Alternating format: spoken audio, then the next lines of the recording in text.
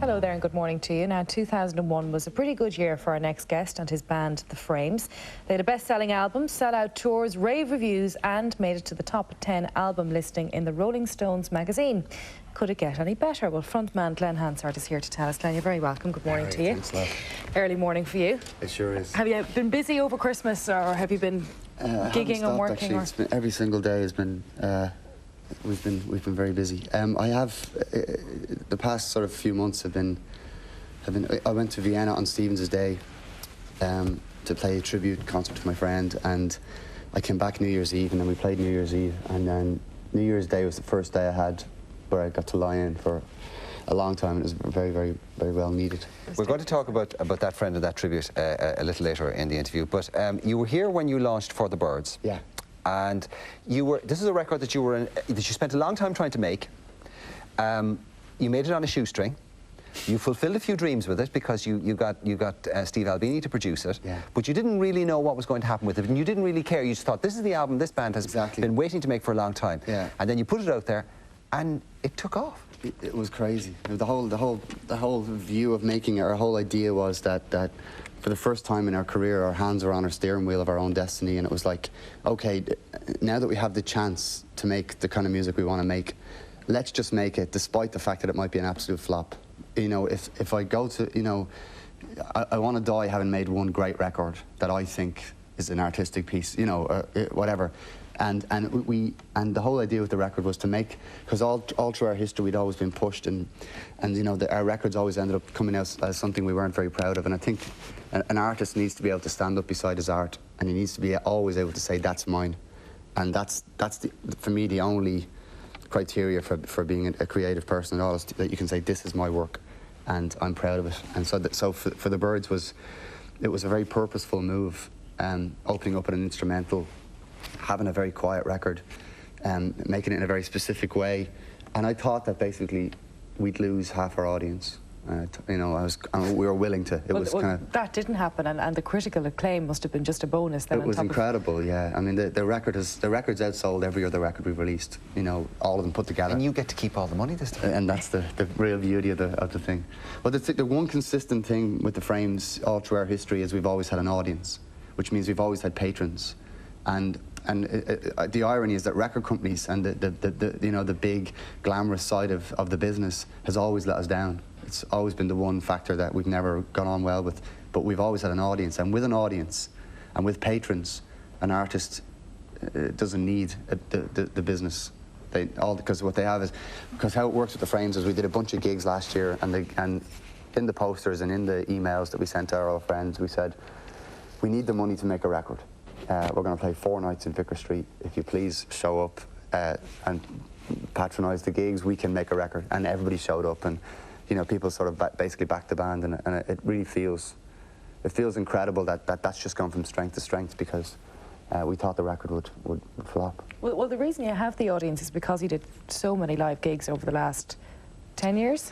Yeah, 12 now. 12. Yeah. Yeah, it's been a long, long road, and it's something that in the very, very beginning, I remember when I first started off. I mean, for me, Bob Dylan, Van Morrison, and Tom Waits were like the holy trinity.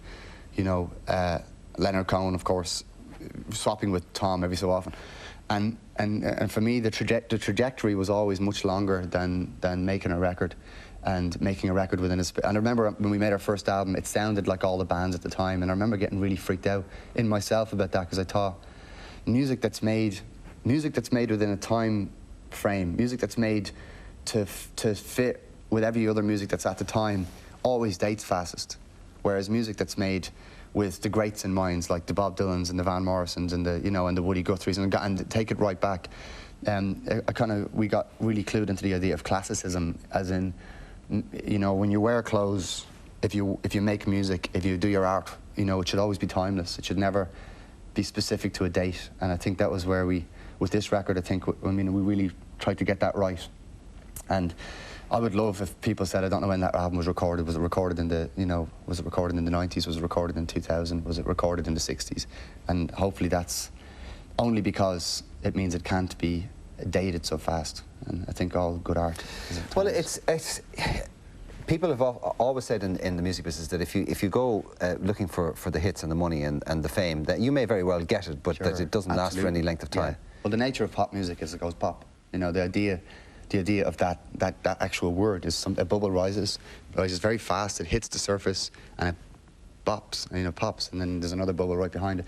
And that's an absolutely fine way of looking at things. And pop music is very valid. But I've always saw myself as a career, someone who makes a career of music. You know, like in the traditional sense that I live in a village and I'm the musician, and that guy's the carpenter, you're the baker, you know, you're the TV presenter. You know, that we all have a place. Yes. Do you know what I mean? Within a very small community. And I think when you look at yourself in that place. So my father was a musician, and he said players are players. They live, eat, sleep and breathe it. And sometimes they can't always make a living being a player. They have to go away and be a baker or a carpenter or whatever. Yeah. But a player will be a player to the day he dies. And that's the difference between real musicians and people who want to be pop stars, or you know, who are in it because it's a more attractive career alternative than advertising or whatever.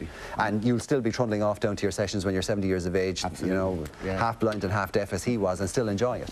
Listen, you've had it's interesting. This year has been a great year for you, and then you've had the best of times, but you've had the worst of times. It's because of Mick Christopher. Yeah, it's been a very big year. Who was your best mate? Yeah. I don't really, like, it's kind of it's going to be very hard for you to talk about this. Very surreal. It's very, and it's so recent. Mick was on tour. Mick was in a band called the Mary Janes for a long time, and in the last couple of years he set out solo, and basically me and him have been touring the world as a basically a two-piece. And about 2 months ago he went on tour with the Waterboys, opening up for them, and it was a very, very, very important thing for him to do, because all the time that we played together, it was always me and him, and this was the first thing that he got. It was funny because we were coming back on the plane from Vienna after being there together, and he said to me, "Glenn, I think I need to play on my own now. I think I'm ready to go do some gigs on my own." And we got home, and the email from Mike Scott was there, the Waterboys tour was in place. And basically Mick just went off on tour, and he fell over and banged his head one night, you know, and that was like literally, it was that simple. And all of us are just, I mean, I went to the hospital, and myself and Harry and Vaughan, his parents, Donald went to the hospital, and we sat there with him for the whole time.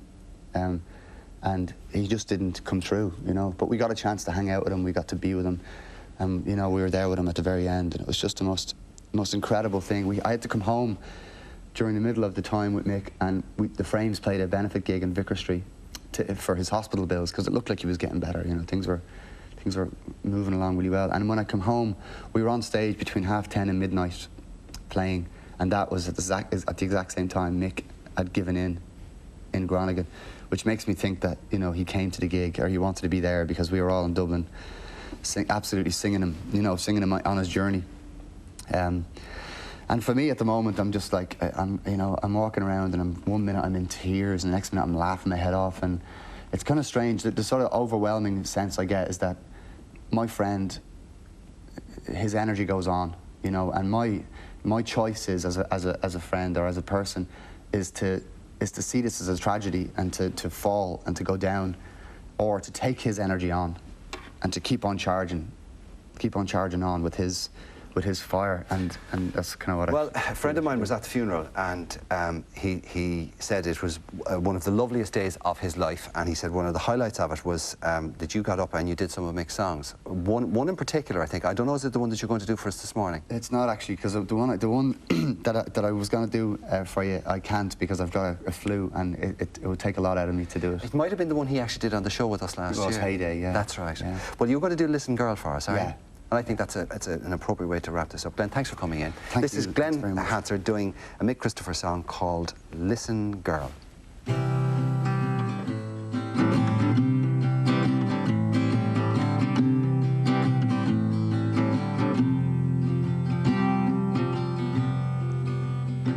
Oh, listen, girl, I might, if you ask me very nice, I just might tell you the truth, because you give me love and I like it, and charming as you might be, listen, girl, you like it too. And all of the corner kids are looking for joy, they're dreaming of playgrounds and toys, but they're dreaming no more, 'cause they've been there before.